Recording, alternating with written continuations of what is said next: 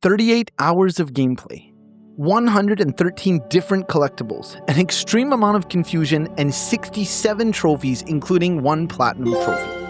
Yes, today we're going for the Alan Wake 2 Platinum, a game I personally didn't think would ever happen, let alone be this good.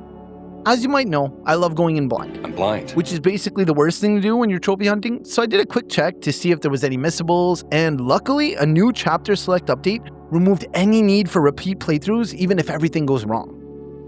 The first Alan Wake came out exclusively for the Xbox 360 in 2010 to mostly favorable reviews.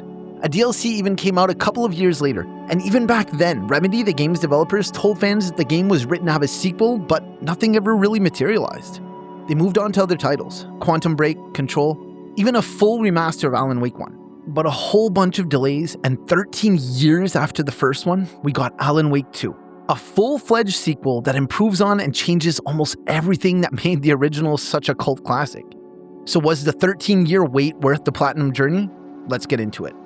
When I played the original Alan Wake, I really enjoyed the story. It's this distinct Stephen King, Twin Peaks, weird vibes all-around title, and I really hope that Alan Wake 2 would continue that trend. It's not to say I understood everything first go. Remedy has always loved creating huge convoluted storylines, and they even switched the genre from action-adventure to survival horror, which is a huge plus in my book. I love it. All in all, honestly, I was really looking forward to finally sinking my teeth into this game. To get the platinum in Alan Wake 2, we're going to have to 1. Play through the main game, 2. Mop up all the random trophies I missed, and 3. Collectables. So many collectibles. 113 to be exact.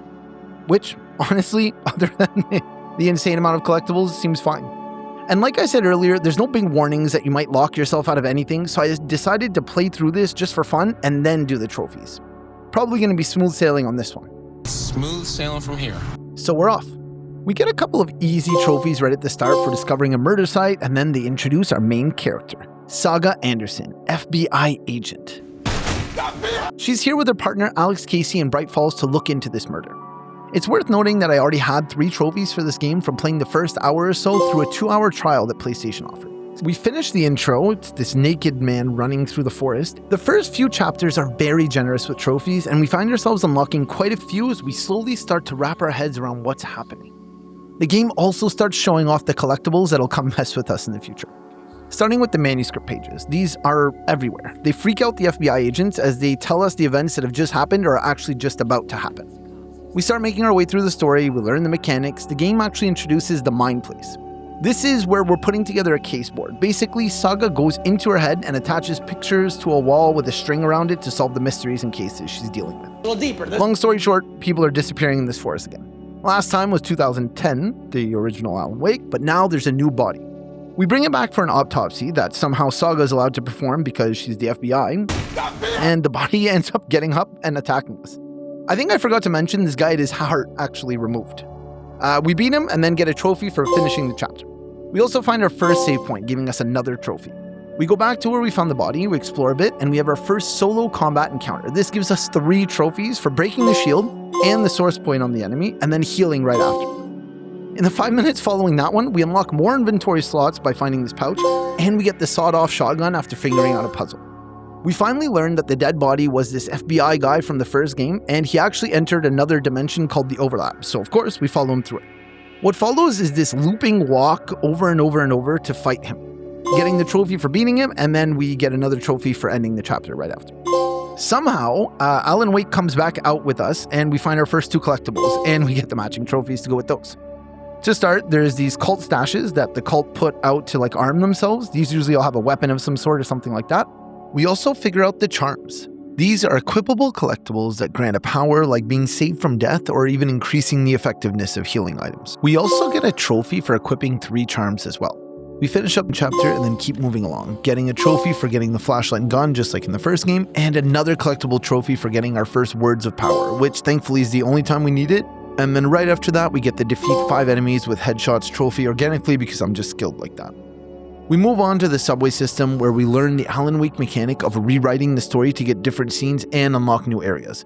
We run away from the Dark Presence, giving us the Storm Cloud trophy and getting a few more chapter finish trophies after learning that Mr. Scratch, Alan's alter ego, has actually been haunting his wife. we actually get a trophy for switching back to Saga, who keeps getting welcomed back to Bright Falls by the locals even though she swears she's never been here.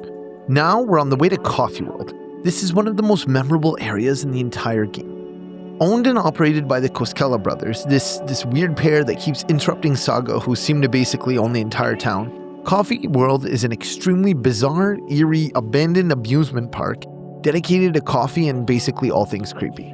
Coffee World is basically set piece after set piece, and each one's weirder than the last.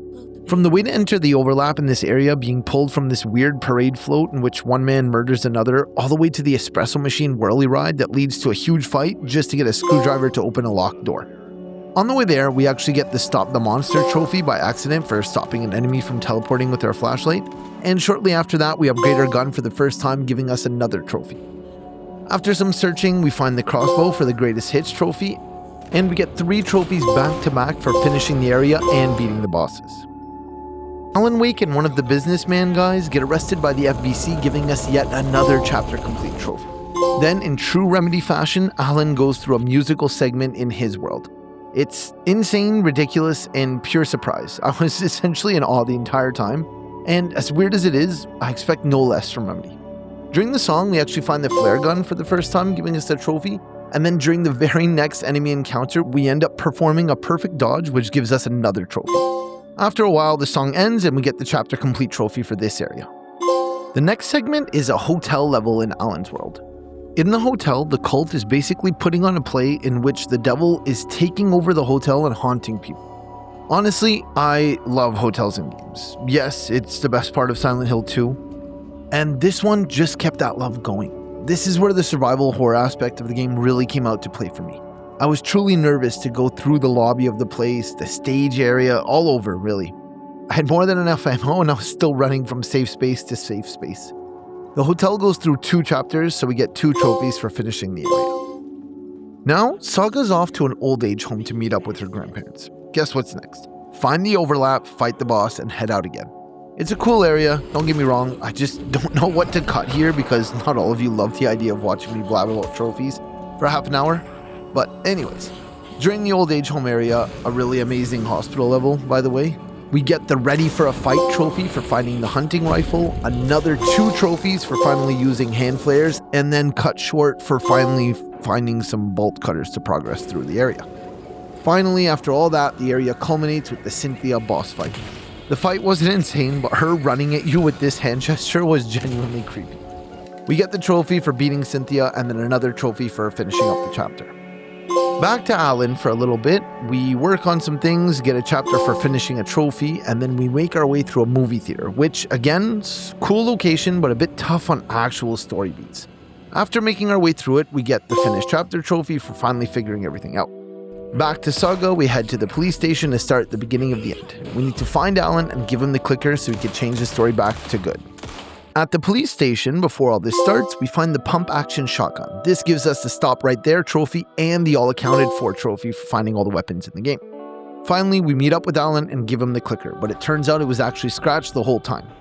Right away, he kills one of the cult brothers, who we find out right after the Scratch fight were actually the good guys. They were trying to save the town from the monsters instead of being the murderers that killed that guy at the start of the game. It looks good for us, but essentially, he disappears. We don't end up killing Scratch, and it gives us another trophy for finishing the chapter. Now we're on to the final section of the game. We've discovered that the clicker will amp up any art, and we ask our grandpa, that old guy from the old age home, to make us a song that'll bring the real Alan in from the dark place and send Scratch away. We meet up at the beach where we originally brought Alan through, and we fight Scratch. After a long, lengthy battle, boom, nothing worked. During this section, we do get a trophy for stunning an enemy with a flashbang and for watching all of the writer's journey videos. Casey, our FBI agent partner, somehow becomes possessed himself by the darkness. Also, we realize that Alan and Scratch are one person. It's about being possessed. It's not 2 different alter egos. But now that Casey's possessed, Alan seems fine. We get 3 trophies for finishing the whole section. We hear that Deerfest is cancelled, and somehow Saga gets thrown into the lake and disappears into the dark place. So of course, Alan heads in after her. What he sees there is actually pretty cool. The cancelled Deerfest is actually taking place here, and it's this weird timeline where the book that we've been writing the entire game and has been changing the story over and over, actually came out and it's the story you just played through. People are screaming weird book analysis at you as you run by. We also get a collectible trophy for finally watching all of the brothers' advertisements. Alan realizes he has to go back to the writer's room to rewrite the story. For the final time and fix everything. After a quick encounter with the possessed Casey, we begin the rewrite. We get a trophy to keep us going, and then we wake up as Saga in her mind place, and we get this beautiful segment that makes fun of us throughout the whole game, making us place clues about how we failed our daughter in our job. This was so cool, and honestly, a perfect use of giving us that mind place that entire game. It helps us see all the messed up things, the self-doubt, the errors, and all the things that the story did, but also it all flips back at the end of it. Following this segment, we get in and out of the dark place as Saga, giving us another trophy, and we finally meet up with Wake in the writer's room. They rewrite the story and they save everyone. Casey even shows up as the darkness and gets transformed back into Scratch. Saga shoots Wake/Scratch in the last loop and we enter another loop. The game explains that it's not loops, it's a spiral, so eventually it will end, but you'll have to keep playing. Saga tries to call her daughter right at the last second to see if she's even still alive, and boom, we get the credits and the game ends.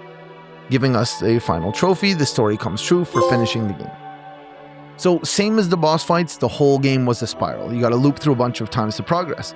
What they mean, obviously, is this ending is not the full ending. You gotta replay the whole game to get it. And I was dreading that until I read the trophy list saying that there was nothing to do for that, so it didn't matter. I looked it up on YouTube.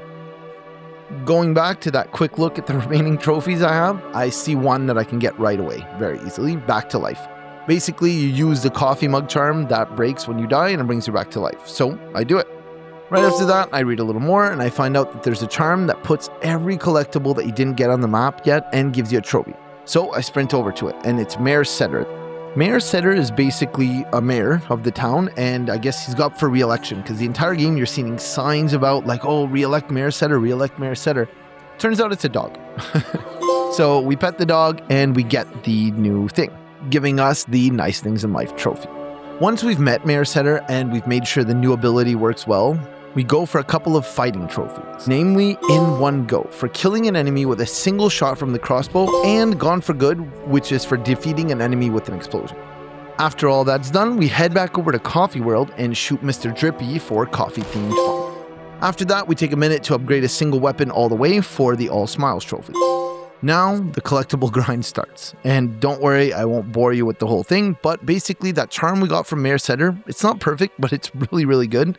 And it shows us what's near us without showing everything.